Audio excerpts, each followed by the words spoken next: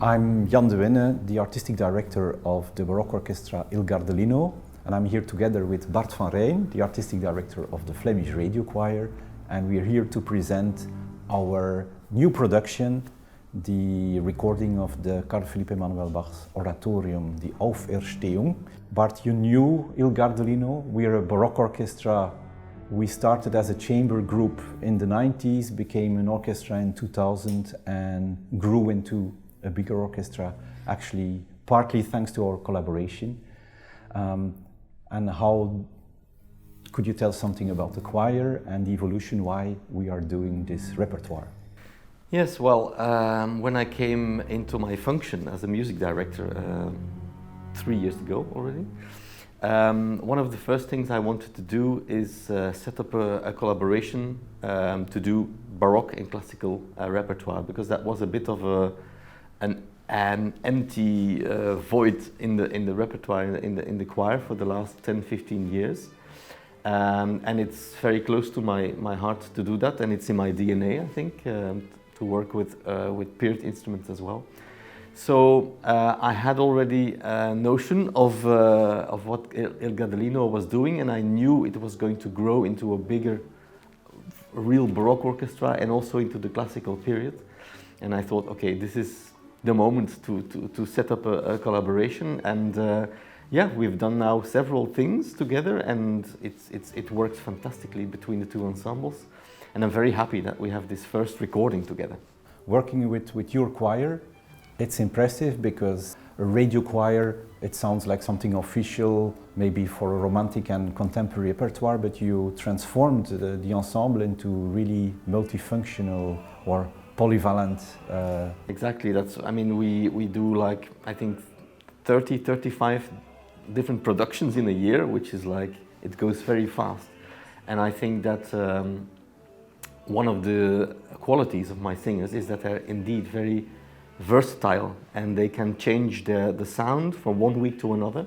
And I felt that with this work immediately when I started working on the CPE Bach, that they got so close to the music and to the text, and it was wonderful to feel before we went to the orchestra. Carl Philipp Emanuel Bach is a real genius, was really adored by Mozart and Haydn, and even Beethoven had his treatise about keyboard playing in his library. So this genius, Carl Philipp Emanuel Bach, is not as known because his father is very famous, and his great works are already mixing up with the works of Mozart and Haydn at the same period. Maybe we think too much, like there was the Baroque, and then there was the Galant style, and then there was the Classicism, but it's all a bit, I mean, at the same time. I mean, Telemann was the godfather of Carl Philipp and Manuel, and they also worked together in Hamburg and so on. But I think one of the big merits of CPE Bach is that he transforms the oratorio.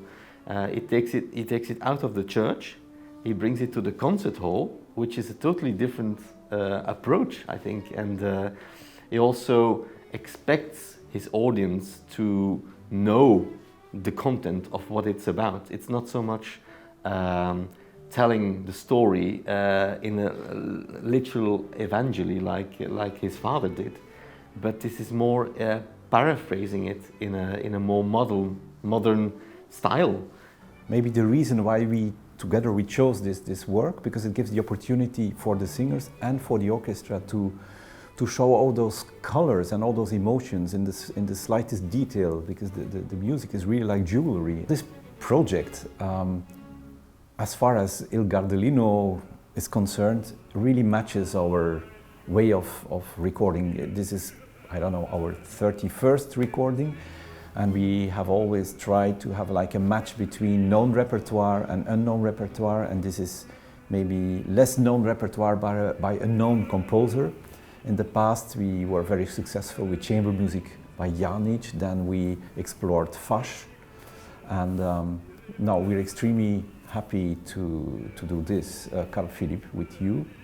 And then we have more projects together, maybe more known repertoire, but I'm looking forward. Yes, later this year we will record some of the sacred Italian music of the young George Friedrich Handel. Dixit Dominus is of course very known, Laudate Pueri Dominum, it's a bit less known. And then we have a wonderful cantata, Il Pianto di Maria, by Giovanni Battista Ferrandini, and he's less known, I think. He went from Italy to Munich, actually. And, but it was long thought that Handel had composed it, so, which is a compliment for Ferrandini, because he has nothing to do with Handel. But somebody in the 19th century wrote Handel onto a copy, and so they catalogued it. And I think indeed the quality of that music is so good that people thought it was of the great master. So I'm looking forward to that. And then, yeah, next year we will record the Mozart Requiem and the Clarinet Concerto, which is of course the very big repertoire. But it's good that we can change between things that are very well known and things lesser known. Yeah. Already I enjoyed this recording, and I'm looking forward to a long-term collaboration with your choir. Me too.